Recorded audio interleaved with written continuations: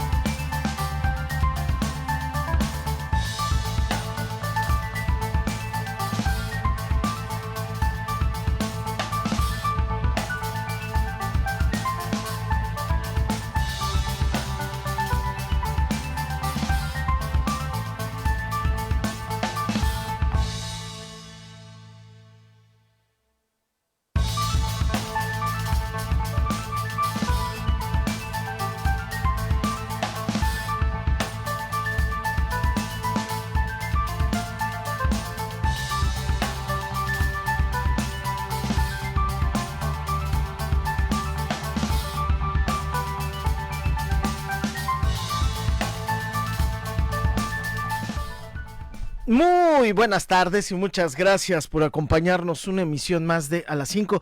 Ya saben, el gusto de todas las tardes y esta oportunidad que nos dan, como siempre, lo agradecemos y lo tomamos con esa responsabilidad de dejarnos entrar a sus hogares. Muchas gracias y invitarlos para que los próximos minutos se queden con nosotros. Vamos a platicar, a desmenuzar temas, hechos relevantes para que nos llame, participe, platique con nosotros. Y obviamente para nutrir un poco más esta mesa de diálogo que está hecha para ustedes especialmente. Y vamos a arrancar con la información que le tenemos. Y bueno, pues obviamente que había tenido una racha muy positiva el peso mexicano. Algunos se atrevieron a llamar el superpeso, pero de repente esto empezó a cambiar. Y empezó a cambiar de una manera muy drástica, lo cual pues obviamente empieza a poner un poco de inquietud o de nerviosismo en algunos sentidos. Pero qué mejor que nos platique y hacer un análisis de lo que está sucediendo con el peso, porque esta caída que ha tenido en los últimos días.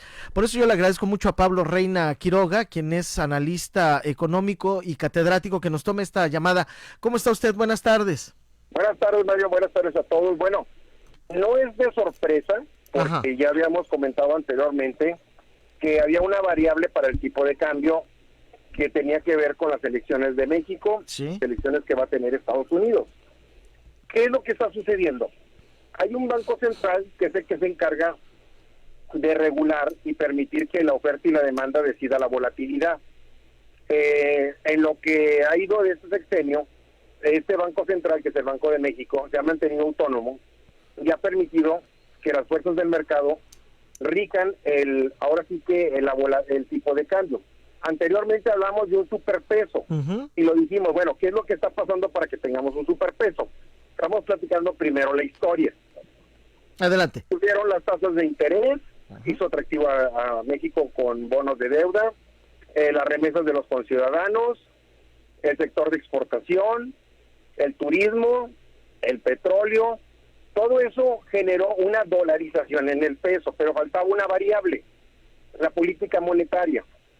Y en esa política monetaria, mientras había mayoría en el Congreso, sobre todo para mantener algunas instituciones autónomas, como es el Poder Judicial, lo que es Banco de México, lo que es la transparencia, de repente se ven vulnerables cuando se conoce a la candidata. En este caso no le echo la culpa a la candidata.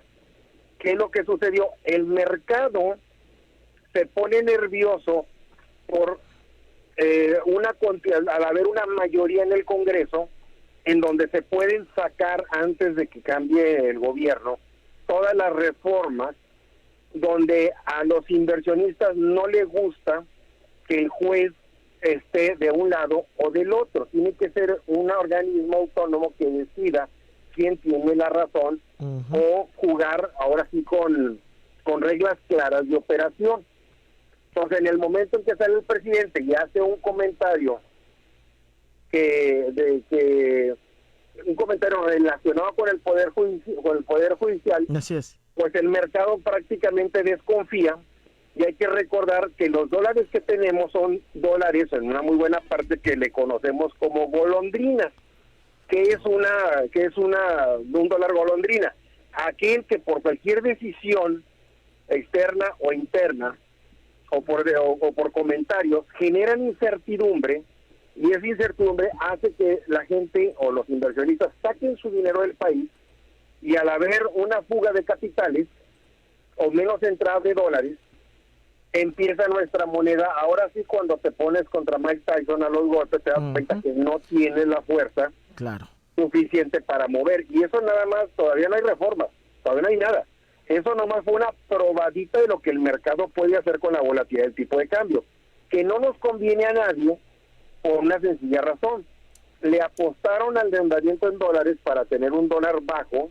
Todas las importaciones de alimentos entran a precios muy bajos, y los niveles de deuda mantenerlos en equilibrio. ¿Qué sucede con lo que está pasando ahorita? Que si tu dólar se va a los 19, 20 pesos, pues tus productos de importación se van a volver caros para la gente que no tiene poder adquisitivo. Va a subir la inflación, vamos a tener un problema de endeudamiento excesivo, y pudiéramos tener una contracción en cuanto al crecimiento. Y ese puede ser el posible escenario de lo que pudiera suceder si se autoriza. ¿Qué va a pasar? Los de nearshoring va a decir, pues ¿sabes qué?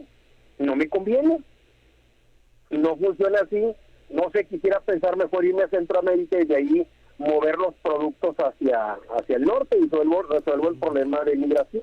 Ese es un escenario. Sí. Entonces, ahorita la incertidumbre, y con todo respeto para el presidente, mientras más declaraciones hagan y mientras más cosas proponga que no le gusten a los inversionistas, es importante mencionar, el poder político y el poder económico no deben de estar separados, van de la mano. Claro. Y si tú, es como una balanza, está equilibrado, tú mueves una pieza de un lado, se desbalancea y perjudicas al mercado. ¿Quién es el mercado? El último consumidor.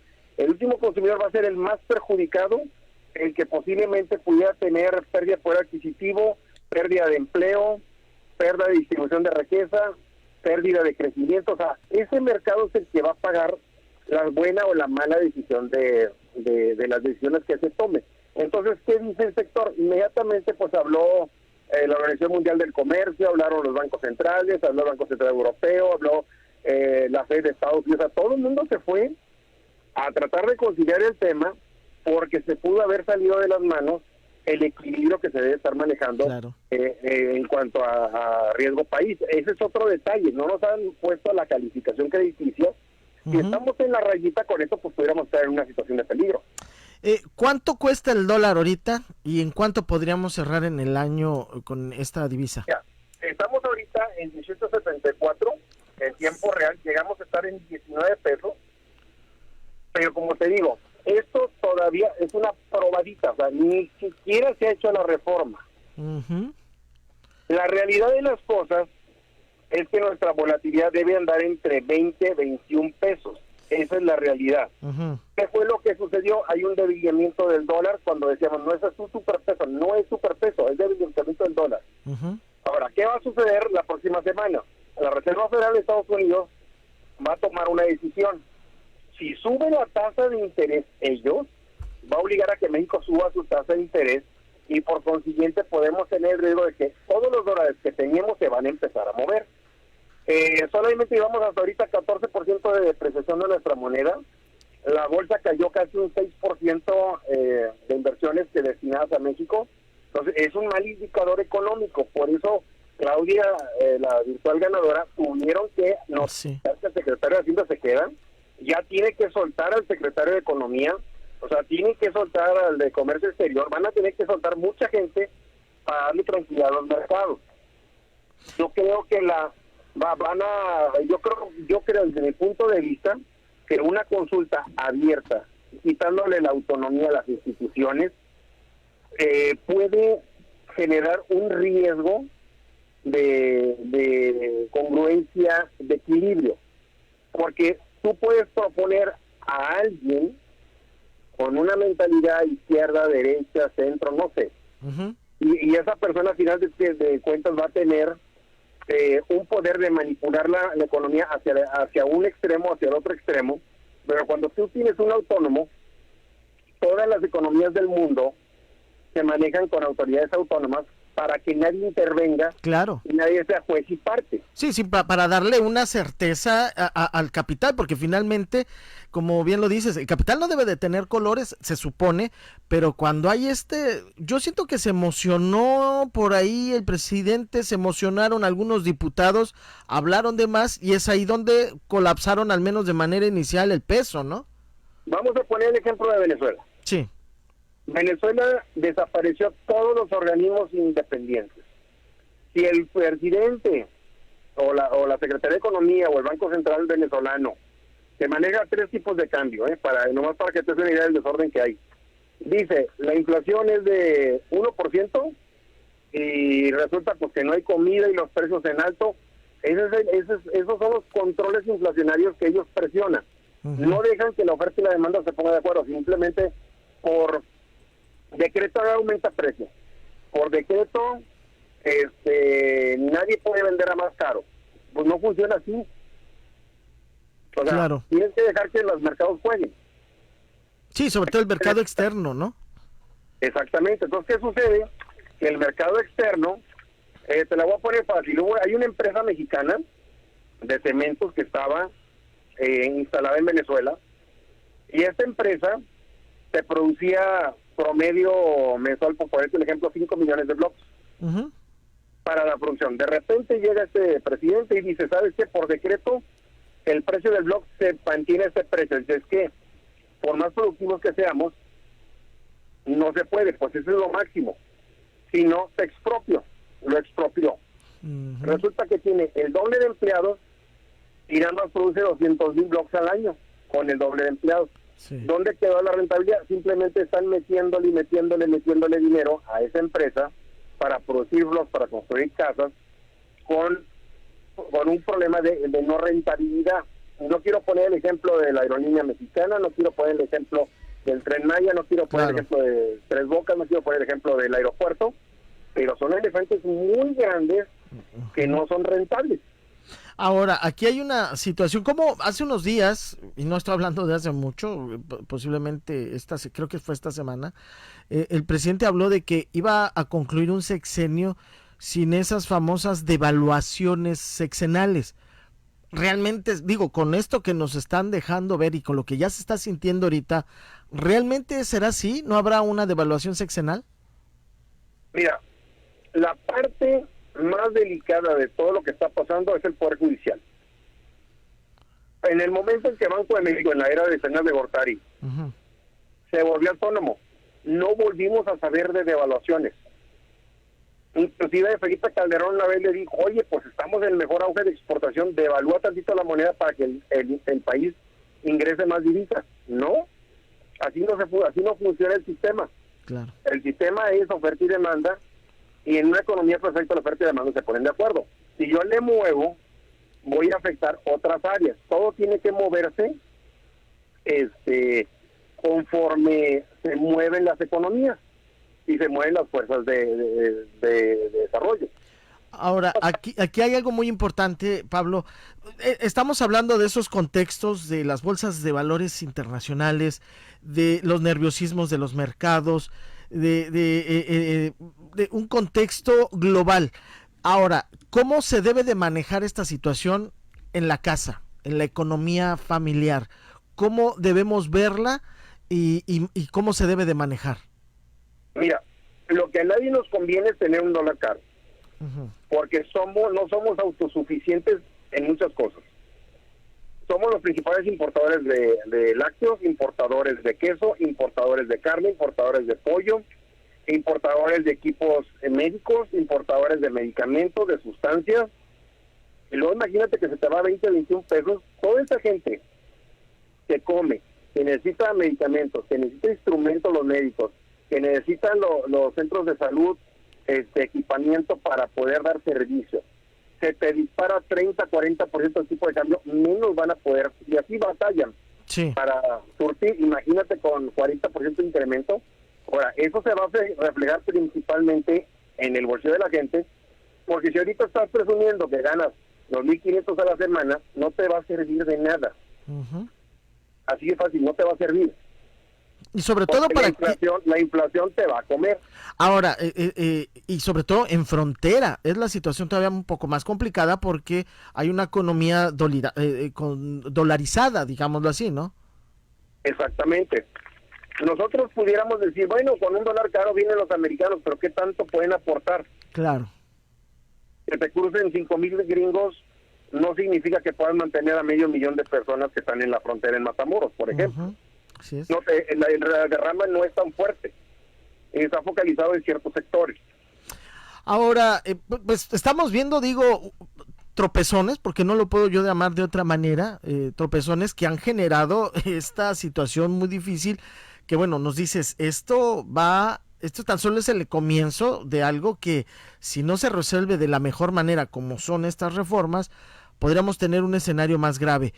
¿Qué es lo que tiene que hacer el gobierno que va a terminar y el gobierno que empieza? ¿Qué medidas son las que se deben de tomar para evitar una situación mucho más complicada? Mira, hay algo bien claro. Si tú quieres apoyar con programas sociales, ¿de dónde vas a sacar el dinero? De los impuestos. ¿Y esos impuestos quién nos aporta?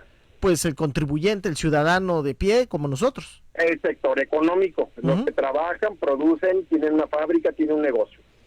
Esos son los principales. Sí. Pero si tú no pones reglas claras, ese sector se te va a empezar a caer, tus ingresos se van a empezar a bajar y tú lo que son los beneficios o los programas sociales van a estar recortándose y van a buscar un culpable. Y la solución es muy sencilla. Deja que existan, es cuando tú te subes al ring y vas a pelear contra otro boxeador. Hay un árbitro, hay un juez, hay una persona arriba, que es la persona que va a ser el responsable de mediar, existan reglas claras de la pelea. Que los dos uno va a ganar y otro va a perder, a final de cuentas. Ahora, pero todos compiten. Claro, yo tengo aquí una pregunta, no sé, porque se han visto los programas sociales y se han manejado como algo que les funcionó electoralmente, vamos a ser honestos, les ha funcionado electoralmente. Sin embargo, el excederse en programas sociales puede generar un desfalco en presupuestos nacionales. Los niveles de deuda, primero hay que preguntarnos de dónde salió ese presupuesto, si fue por productividad de la nación o fue por endeudamiento. Ojo. Sí, que son dos rubros muy importantes. Si fue por utilidad de la nación, ¿es sostenible? Sí, porque lo está produciendo. Ok. O sea, cuando tu negocio es próspero y genera dividendos y genera ganancias, oye, pues vamos a apoyar a los trabajadores, vamos a apoyar a la gente con despensas, con un bono extra, pero cuando no, ¿cómo de dónde lo sacas? Bueno, déjame tirarle al banco, déjame endeudarme, déjame hacer esto. Entonces, la gran incógnita es de dónde salió ese presupuesto. Claro. Pues la verdad es que esta situación del famoso peso empezó a generar, no la cuestión de que tengan sus variantes, porque creo que es un comportamiento normal que el peso suba y baje dependiendo del vaivén de las bolsas internacionales. Sin embargo, aquí lo que ha llamado la atención han sido los motivos que han generado esa caída del peso, ¿no? Exactamente. Yo creo que, con todo respeto por el presidente, la prudencia y dejar libre de pensamiento aquí va a entrar. Ahora, ¿a dónde se debe de perfilar la nueva política económica de México con la nueva administración? Mira, México tiene una ventaja muy grande del nearshoring. Toda la inversión te va a venir a frontera. Te va a generar empleo, te va a generar riqueza, te va a generar programas, te va a generar todo. Déjalo ser. Claro. El sector empresarial no es malo. O sea, lo malo, ¿por qué? Porque tú no arriesgas tus impuestos, no arreglas tu presupuesto, no arriesgas nada. Yo quisiera preguntar cuántas personas vuelan en Mexicana cuando llega a Ciudad Victoria. Sí, muy pocas, yo creo, ¿no? No, y muy caro. Aparte es carísimo, es verdad. ¿Y cuánta gente realmente está haciendo el aeropuerto? ¿Cuánta gente? Mira, me decía alguien, oye, pues yo tomé el tour de Tabasco, de Villahermosa, que creo que Tabasco salieron a Mérida. Me costó alrededor de 1,800 pesos en la pura ida. Fueron 8 horas de trayecto. Sí, pero hay una aerolínea que por 1,200 pesos vas y vienes. Claro. Hay otra dinámica ahí de transportación y logística, mucho con diferentes precios. O sea, tal vez para el turista, el ir viendo el bosque, estar llegando a pequeñas poblaciones, está bien, pero no es suficiente para darle una rentabilidad y un mantenimiento a algo que es muy caro, ¿eh? Ahora, esta caída, con estas acciones que tomaron, Claudia Sheinbaum tuvo que hacer llamadas, hablarle a representantes de organismos monetarios internacionales, como para calmarlos, ¿no? Calmar los ánimos, relajarlos. ¿Realmente esto ya se pudo contener o todavía está sosteniéndose en un palillo, digámoslo así? Mira, el problema va a ser en el mes de septiembre. Entra el Congreso nuevo y ahí tiene un as bajo la manga el presidente. Vamos con las reformas antes de irse. Ese es el punto clave, ¿no? Sí. Donde se va a definir todo. Vamos con la reforma y ya veremos, ya estaremos hablando en septiembre de buenas noticias o malas noticias. Caray. Bueno, ¿qué te puedo decir? Una situación que seguiremos viendo incertidumbre. El cambio no ha regresado a los 16.50, 16.40. Sí. Significa que sigue nervioso. No lo ha, se le subió la presión, se la controlaste, mas sin embargo sigue hipertenso. Ajá. Ese es el estado que guarda este tipo de cambio en estos momentos. O sea que otra vez, pues en cualquier momento puede darse ahí una elevada. Sigue teniendo la presión alta el paciente, para que me entiendan. Sigue enfermo, digámoslo así. Sigue enfermo, ya lo vio el doctor, ya le dijo tranquilízate, no pasa nada, todo va a estar bien, pero el paciente dice no, aquí no va a pasar nada bien, aquí tenemos un problema muy serio porque es lana de por medio, es inversión de por medio. De hecho, ¿por qué tuvimos un tipo de cambio bastante bueno? Porque todo el mundo confió en que no iba a haber estas reformas, todo el mundo confió en que tal vez el resultado era diferente, y todo el mundo confió que las reformas estaban ya encarpetadas. ¿Sí me explico? Sí. La forma... Que ya se habían olvidado, así como que ya se les olvidó, ya, con estos cambios ya se les... Y sorpresa, regresaron con más fuerza de querer implementar estos cambios. Exactamente. Bueno, pues... Pero vamos a tener mucho de qué hablar, vas a ver. No, sí, ojalá y no sean cosas malas, de veras. No, yo espero que ojalá y no sea nada malo. Yo creo que para el presidente, dejar ese tema a Claudia Sheinbaum, esperar a que ella tome sus decisiones, que se junte con todos los sectores y que ella sea la responsable del tema, porque si no, imagínate, se toma la decisión un 30 de septiembre en la noche antes de la toma de protesta el día siguiente y ella tomando protesta con una super mega devaluación. Ah, exactamente. Ahí va a estar donde realmente se viene abajo lo que ellos habían pues hasta prometido en algún momento, ¿no? Mira, yo parto de una cosa. Si el país estuviera tan bien como estamos, como debería estar, cuando lo plantean, no existirían los famosos programas sociales. La gente tendría dinero. Definitivamente. La gente tendría dinero en su bolsillo producto de su trabajo. Habría educación, habría jóvenes competentes, jóvenes emprendedores. Pensiones bien remuneradas. Exactamente. Pues no habría necesidad de darles el dinero a los abuelitos porque ellos tendrían buenas pensiones. Los abuelitos sí. Ahí estoy totalmente de acuerdo porque es muy complicado. Ahorita me decía una trabajadora mía, le dice, oye, ¿cómo está tu papá? ¿Cómo está en Jiménez? Dice, si no es por el apoyo, es de la tercera edad, que le da el gobierno, no hay chamba para él en el campo, ya no hay chamba en ninguna parte. Estoy totalmente de acuerdo. Ellos sí lo requieren porque no tienen otra forma de subsistir, porque ya son gente grande. Eso es una realidad, eso es verdad. Eso no se puede quitar. Sí, pero definitivamente. Si realmente el país estuviera como estuviera, cuando más chequen los bolsillos. Sí, incluso te comento, Pablo, yo algunas veces cuando vienen los y escuchas en Palacio Nacional o escuchas a algunos eruditos de la economía que dicen que todo está bien, le digo, miren, nada más es una prueba bien sencilla y usted la puede hacer en su casa.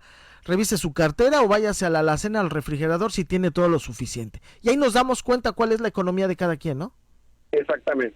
Chécate cómo viene creciendo. Yo lo que yo observé es que el empresario de clase media es el que se está cayendo. Es el que en menos condiciones favorables le diste. Es lo que yo estoy viendo. Pero bueno, Mario, vamos a tener esa plática yo creo más seguido. Vamos a esperar a ver qué hace que cada lunes o cada día que haga sus declaraciones del presidente. Vamos a ver qué comentarios prudente o no prudente.